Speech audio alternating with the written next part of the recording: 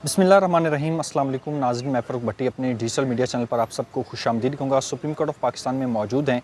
आज काजी फ़ाइज़ ईसा ने full court reference हुआ, नया अदालती साल का आगाज़ हुआ और आज काजी साहब ने ये बताया कि मुझे 9 दिन बाद सुप्रीम कोर्ट ऑफ पाकिस्तान में चीफ़ जस्टिस का हलफ़ उठाए 1 साल मुकम्मल हो जाएगा।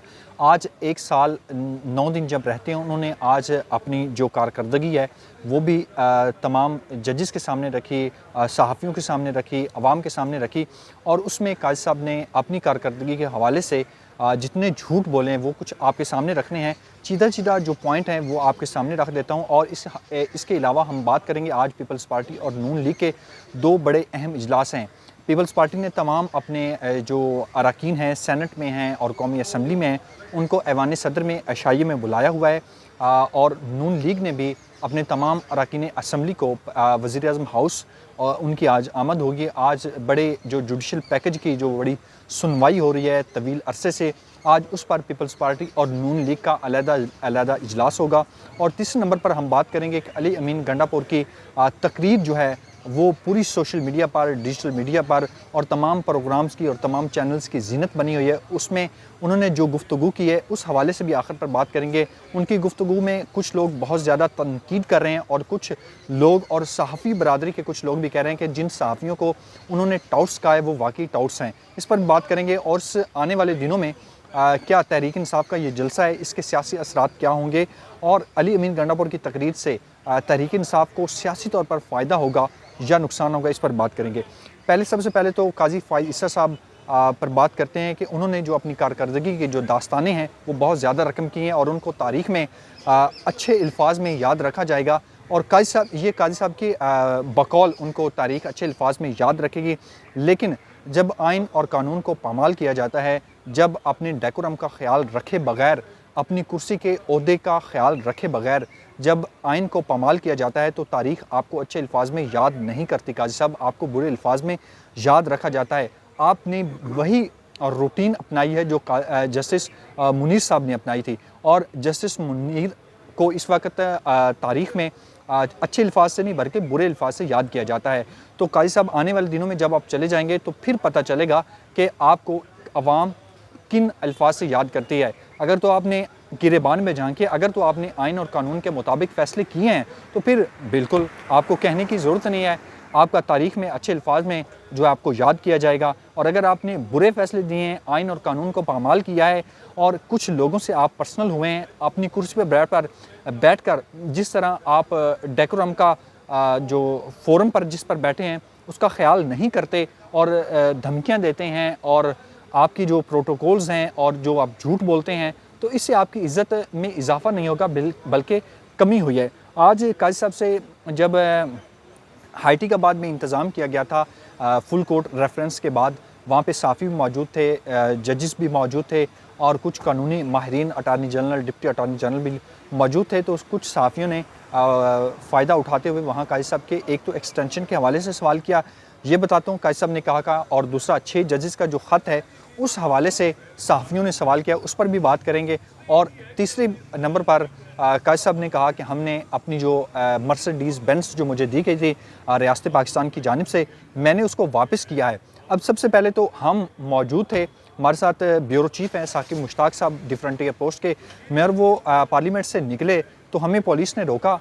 पुलिस ने जब हमें रोका तो हमें पता चला कि काजी फ़ाइज़ साहब बाहर आ रहे हैं, तो हम रुक गए कि बादशाह सलामत बाहर आ रहे हैं, चलो हम इंतज़ार कर लेते हैं। जब हमने इंतज़ार किया तो वाकई बादशाह सलामत नहीं, वो तो बहुत बड़े बादशाह सलामत का जो प्रोटोकॉल है वो हमें दिखाई दिया और हमने उसकी वीडियो बनाई है, वो वीडियो मैं लगाऊँगा आखिर पर, वो आप देखिएगा कि काजी साहब अगर बाकी बातें तो सच की हैं तो वो कितना बड़ा झूठ बोला है। और जो बंदा एक झूठ बोल सकता है वो कई झूठ बोल सकता है और अपने एक झूठ को एक सच को छुपाने के लिए उसको बहुत सारे झूठ बोलने पड़ते हैं। तो हमने देखा कि BMW जिसमें काजी साहब तशरीफ़ फरमा थे वो बुलेट प्रूफ थी, लेटेस्ट मॉडल थी और उसमें रेंजर्स के स्क्वाड थे, उनके आगे पीछे एलीट फोर्स थी और उसके बाद इस्लामाबाद पुलिस में के प्रोटोकॉल्स आगे पीछे। काजी साहब ने एक जो मुबारक सानी का उनसे फ़ैसला करवाया गया और 3 जजेस के साथ मिल के वो उनको गले पड़ गया और काजी साहब ने वो फ़ैसला जो है फिर उनको अदालती तारीख़ में इस तरह अपना फ़ैसला वापस लेना पड़ा। ये अच्छा किया कि काजी साहब ने वो फ़ैसला वापस लिया, क्योंकि नबी पाक सल्लल्लाहु अलैहि वसल्लम की मोहब्बत जो है और उनकी ख़त्म नबूवत हमारे ईमान का लाजमी और बुनियादी जुज़ है। तो इस मामले में काज़ी साहब ने एक बहुत बड़ा झूठ बोला है। उन्हें मर्सिडीज़ जो बेंज़ है वापस तो की है, लेकिन उससे आला और शानदार जो गाड़ी है रियासत की जानिब से ली है। और दूसरा वो कह रहे थे कि मैंने एक्सटेंशन लेने से जो है वो साफ इनकार कर दिया है। काज़ी साहब अगर आपने इनकार किया तो मखसूस नशिस्तें दिलवाएं ना तहरीक इंसाफ को, अभी तक क्यों लटकाई हुई हैं आपने?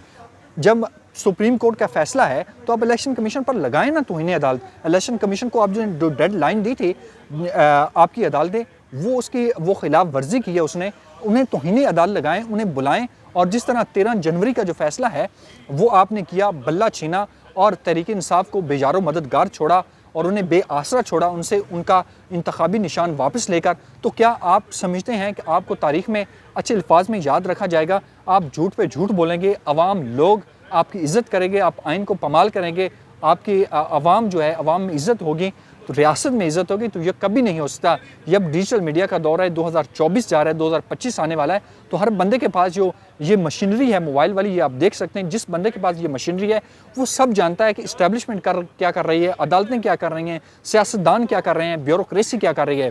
तो जब उनसे बात की गई कि नया अदालती साल के हवाले से कि आपने एक्सटेंशन बिल्कुल खां है उसके, उन्होंने कहा कि राना सनाउल्लाह ये बात कर रहे हैं, सहाफ़ियों की जानिब से कहा गया, तो उन्होंने साफ इनकार किया कि मैं बिल्कुल नहीं लेना चाहता। राना सनाउल्लाह को मेरे सामने लाएं, मेरे पास लाएं, मैं इस वक्त किसी एक्सटेंशन का खा नहीं। हाँ, मेरे सामने बात हुई जिसमें अटार्नी जनरल साहब मौजूद थे, जस्टिस मंसूर अली शाह साहब मौजूद थे और वफाकी वज़ीर कानून और इंसाफ आज़म नज़ीर तारड़ इस मीटिंग्स में मौजूद थे। जब उन्होंने मेरे साथ ये बात डिस्कस की कि हम आपको एक्सटेंशन देना चाहते हैं, जुडिशल पैकेज लाना चाहते हैं जिसमें तमाम जजेस और चीफ जस्टिस की उम्र में जो है वो उम्र बढ़ा दी जाएगी और इससे आपको एक्सटेंशन मिलेगी। तो काजी साहब ने कहा राना सनाउल्लाह नहीं थे मेरे पास, तो राना सनाउल्लाह को बुलाएं जो आप पर इल्ज़ाम लगा रहे हैं। काजी साहब अगर आप एक्सटेंशन नहीं लेना चाहते तो आप जस्टिस मंसूर अली शाह का नोटिफिकेशन जो है वो जारी करें कि मैं जा रहा हूँ। इतने दिनों बाद जस्टिस मंसूर अली शाह जो है वो हलफ उठाएंगे और मेरी मुद्दत मुलाजमत ख़त्म हो रही है।